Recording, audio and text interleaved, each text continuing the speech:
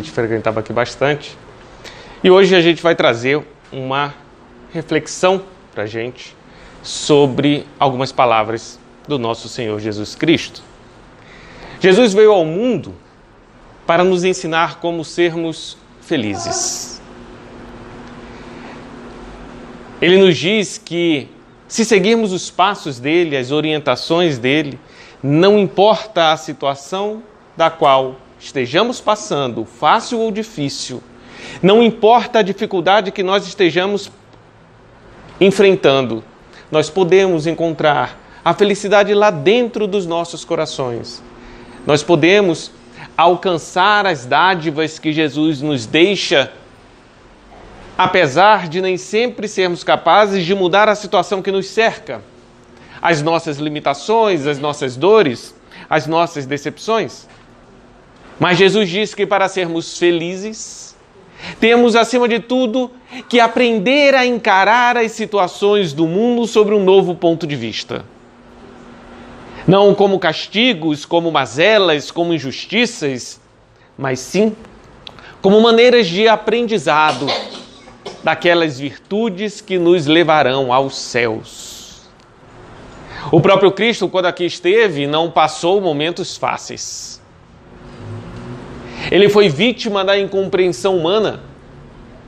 Ele foi vítima, como dizíamos, de toda a carga das nossas deficiências, de toda a carga de nossos pecados. Foi injuriado pelos homens que não o compreendiam.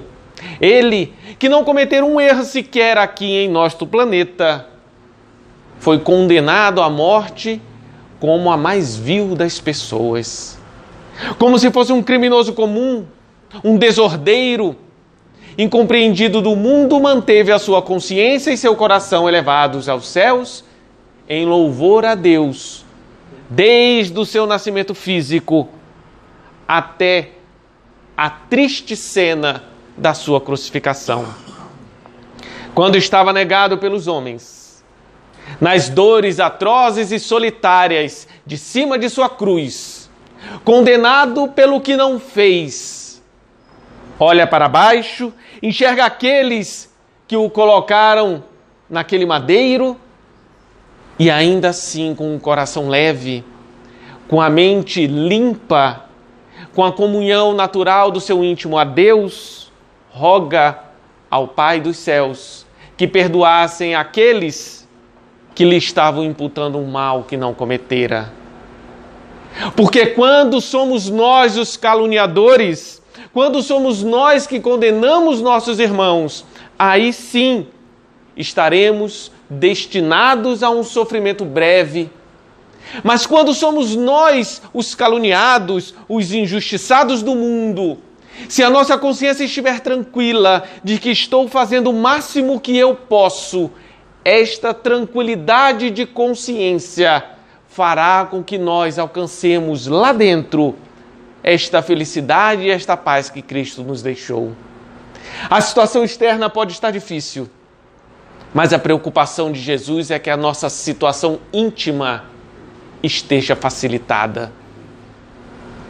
Se formos pegar no seu Evangelho, lá no capítulo 5 de Mateus, vemos o seguinte ensinamento do Cristo. Ele fala no versículo 43. Ouviste o que foi dito aos antigos, amarás o teu próximo e poderás odiar o teu inimigo. Eu, porém, vos digo, amai os vossos inimigos. E orai pelos que vos perseguem, desse modo vos tornarei filhos do vosso Pai que está nos céus.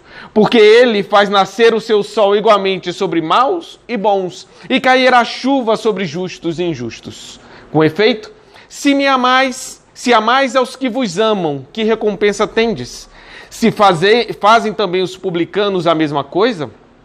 E se saudai apenas os vossos irmãos, que fazeis de especial? Não fazem também os gentios a mesma coisa? Portanto, deveis ser perfeitos como vosso Pai Celestial é perfeito. Quando lemos isso de primeira vez, talvez nos assustemos com tamanha exortação do Cristo, que nos fala para fazermos duas coisas extremamente difíceis a princípio. A primeira é amar os nossos inimigos, fazer o bem àqueles que nos odeiam, orar pelos que nos perseguem, pelos que nos caluniam, pelos que nos abandonam, pelos que nos entregam ao sofrimento.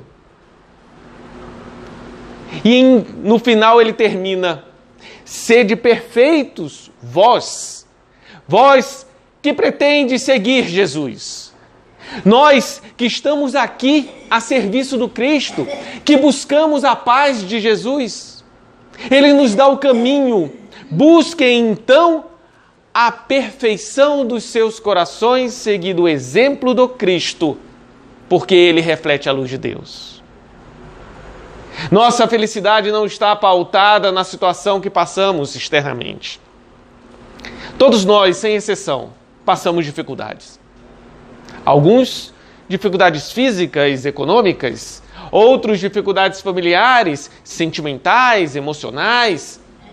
Todos nós, no transcorrer de nossa existência aqui na Terra, passamos decepções e frustrações e momentos extremamente dolorosos para cada um de nós. Mas Jesus nos fala que não são estes momentos que nos condenarão a uma eterna infelicidade. Estes momentos vão nos fazer buscar o Cristo, que nos ensinará como sermos felizes neste planeta. E aí ele nos dá estas duas exortações. A primeira: amai os vossos inimigos. Porque quando nós não amamos, necessariamente encheremos os nossos corações de ódio, de rancor, de tristezas, de mágoas. E são esses sentimentos que nos fazem infelizes.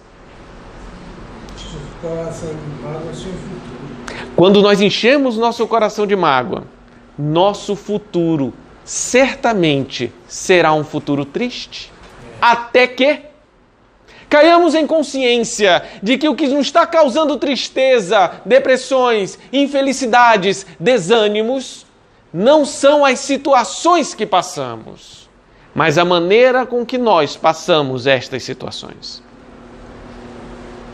Se alguém nos fez mal, se alguém nos abandonou, se alguém nos caluniou, se alguém fala mal de nós, como Jesus injustiçado no madeiro, cabe-nos enchermos o nosso íntimo de mágoa e de rancor, causando-nos estes sofrimentos. Ou a sublime tarefa do perdão, aliviando os nossos corações de todas as emoções negativas que nos ferem em verdade. Quando Jesus coloca para cada um de nós, seus discípulos, que temos por dever amar os nossos inimigos, ele não está dizendo que temos que baixar a cabeça para o mal, que temos que nos entregar às mazelas que outros podem cometer contra nós. Ele diz que quando nos depararmos com alguma atitude infeliz de nossos irmãos contra nós mesmos, não cultivemos ódio, mágoas nem rancores. Cultivemos amor. Não disse o Cristo que isto será tarefa fácil. Ele disse que isto é nosso dever moral como cristãos. Porque apenas aprendendo a amar aqueles que agem contra nós, nós retiraremos do nosso íntimo as únicas coisas capazes de nos trazerem tristezas e infelicidades, que são as nossas próprias emoções, os nossos próprios sentimentos. O outro não tem o poder de nos obrigar a ser infelizes. Ele não tem o poder de impedir que eu alcance a felicidade e a paz que Cristo me legou. Ele tem sim condições de criar situações mais ou menos agradáveis a mim. Mas como eu passarei essas situações é decisão individual. Apenas eu tenho o poder de passar de modo positivo, aprendendo e me exercitando nas virtudes íntimas. ou passar de modo negativo, me revoltando, me indignando com o mundo e com Deus, como se a minha revolta e a minha indignação me trouxessem felicidade. Amar os inimigos é nós não cultivarmos dentro de nós os espinhos que nos ferem, espinhos emocionais, sentimentais, traumas pretéritos que a nossa mente às vezes insiste em reviver, nos magoando toda vez que lembramos de memórias negativas. Amar àqueles que nos perseguem, àqueles que nos agridem, àqueles que agem de alguma forma que nos desagradaram, é entender que todos nós aqui, neste planeta, temos qualidades e temos defeitos. Por vezes, exigimos de nossos familiares qualidades que eles não possuem. E então eles nos apresentam suas deficiências íntimas. E como nós estamos muito próximos deles, essas deficiências alcançarão a nós, por vezes, ferindo-nos. E Jesus nos recomenda: ore por aqueles que lhe fazem mal.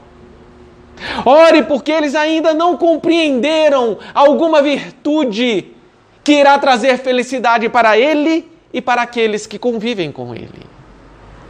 E esta ignorância das virtudes morais de Cristo, se fez mal a nós que estamos fora do íntimo daquele irmão, imagine a ele mesmo. E se faz mal a ele, ele irá entrar em sofrimento e necessitará de misericórdia. Esta misericórdia não apenas do Criador, nem de nosso Mestre Jesus Cristo, mas a misericórdia de Jesus alcança cada coração a partir de outros indivíduos. Então, que sejamos nós ferramentas divinas para a consolação daqueles que cometem erros. Especialmente quando estes que cometem erros são os mais próximos de nossos corações. Porque nós o conhecemos. Porque nós sabemos que não são perfeitos. Muitas vezes aconselhamos dando bons conselhos quando as atitudes deles ferem outros. Mas quando nos ferem, nos revoltamos e nos indignamos. E Jesus nos exorta a buscarmos a perfeição. Ele não nos diz para cobrarmos a perfeição dos nossos irmãos, porque a cada um segundo as suas obras. Ele nos fala para nós nos educarmos intimamente pela não violência, pela não revolta, pela não tristeza, pela não depressão. Senhor, mas não tenho forças. Sinto-me fragilizado por tantos acontecimentos que me feriram o coração. E aí Jesus nos diz, mas nós não estamos sozinhos. Fala ele em outra passagem, não vos deixarei órfãos. E se ele não nos deixa órfão, é porque ele está nos tutelando, cuidando de nós, como o irmão mais velho cuida dos seus novatos. Como um mestre sábio cuida de seu rebanho. E então aguardamos Jesus descer dos céus para nos atender à personalidade. E aí Jesus nos ensina de novo. Quando ele manda seus apóstolos ao mundo para curar as doenças, para consolar os corações. É como se nos dissesse hoje, Jesus está cuidando de cada um de nós, por amigos que nos rodeiam, por pessoas que chegam perto de nós, de uma maneira contínua ou pontual, mas por irmãos nossos que se acarinham de nós mesmos. Jesus cuida de nós por intermédio de outras criaturas. Criaturas também imperfeitas, mas que naquele momento têm a nos oferecer as qualidades de seu coração. Uma visita inesperada que nos chega, um amigo que nos manda uma carta ou nos liga, pessoas que não conhecemos e de repente, como se o acaso existisse, aparecem à nossa frente a cuidar de necessidades nossas que não tínhamos mais forças. Cada coração desse que oferece um pouco de suas qualidades para atender a nós em nossas fraquezas, é a mão de Jesus acalentando-nos, como o Pai amoroso segura seus filhos e alimenta-os. Não precisamos esperar que Jesus individualmente desça dos céus, da sua glória, para atender a nós pessoalmente. Porque Jesus atende aos milhões de pessoas presentes neste mundo todos os dias. Fazemos amigos no nosso círculo de convívio e estes amigos são ferramentas divinas. Quando as lágrimas vêm aos nossos olhos por alguma memória infeliz que vem à nossa mente, então temos ombros, braços, colos, carinhos a nos enxugarem as lágrimas. Da mesma forma, quando aquele meu amigo passar por momentos de fraqueza, serei eu então glorificado como ferramenta de consolo àquele que chora está ao meu lado. Porque neste processo de troca de qualidades, vamos exercitando dentro de nós a divina tarefa de ser ferramenta útil a Jesus Cristo. Quando nós nos focamos nas mazelas, nas tristezas, nos atos infelizes de outros, nós não conseguimos o equilíbrio suficiente para sermos ferramentas de consolação e de afago. Precisamos, neste momento, que outros nos tragam a paz, nos tragam a palavra, nos tragam as sensações positivas daquele que ama. Equilibrando-nos, focando nas coisas positivas, enfrentando as dificuldades que temos na vida, de coração erguido, forte, de olhar focado no exemplo de Jesus em cima da cruz. Olhemos aqueles que se fazem nossos inimigos, não como inimigos, mas como irmãos nossos, que como nós, têm falhas. E se a falha dele atingiu a mim, que eu seja a ferramenta do Cristo para mostrar àquele irmão em erro a nobreza de um aprendiz esforçado que faz a lição de casa para ser útil a Jesus. Por isso Jesus fala: fazei bem àqueles que vos fazem mal. Oremos pelos que nos perseguem. Façamos bem àqueles que não nutrem sentimentos positivos conosco. Àqueles que se esqueceram de nós. Mas eles esqueceram de nós, mas não pararam de existir. E se existem, precisam do amor do Cristo, assim como nós também precisamos. E se alguém há de ser útil, que seja eu, Senhor. E se alguém tem que fazer o bem, que seja eu, Senhor. Dá-me a sublime oportunidade de exercer o cristianismo àqueles que tanto necessitam. E neste exercício de fazer o bem, em pouco tempo, veremos nossos corações, como que por mágica, fortalecidos, mais maduros, cicatrizados dos golpes que a vida nos deu. Porque fazer o bem é como exercitar um músculo que se fortalece com o tempo. No começo fica dolorido, depois fortalece-se, ganha força e consegue fazer ações que outrora não éramos fortes o suficiente para executá-las. Exercitemos o músculo moral do nosso ser. Exercitemos a prática do bem e da caridade, a prática do perdão daqueles que nos ofenderam, para que nossos corações ganhem força de perdão.